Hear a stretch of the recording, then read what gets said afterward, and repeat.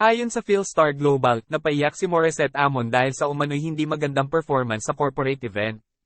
Manila, Philippines, binasag ng singer na si Morissette Amon ang kanyang katahimikan dahil sa umano'y hindi magandang performance sa isang corporate event. Sa isang tinanggal na post na isinulat ng isang direktor ng kaganapan, sinabi na ang isang Phoenix seemed zapped of energy, acted uninterested, and sounded cold and distant during a corporate performance. Ipinost ni Morissette sa kanyang Instagram story ang Asia's Phoenix na hindi niya nakilala ang lalaking nagpost ng chismis. I just find it unfair that people assume so fast hearing just one side of the story, she said in a series of Instagram stories posted on March 2. I really don't understand where all this hate is coming from, sabi pa ni Morissette. Hindi ko talaga gets kung bakit siya naglabas ng labis na galit sa akin at sa aking gawa, dagdag niya. Sa isa pang IG story, inamin ni Morissette na nasa ilalim siya ng panahon sa event.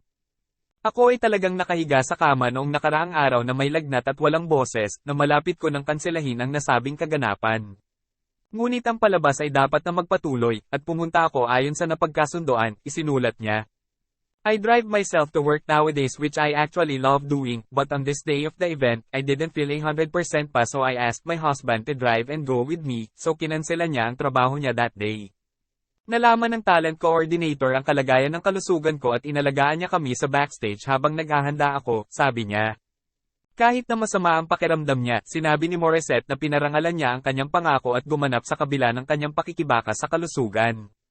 Nag-perform ako as planned, again not 100%, but rest assured I gave my all, even congratulating the awardees on stage and still belting my heart out, she said.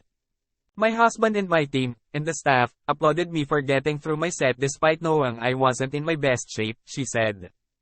I really don't know what else to tell you guys. Nagpakita ako sa event na yon at sinubukan ko pa ring ibigay ang lahat pero I guess I can't please everybody.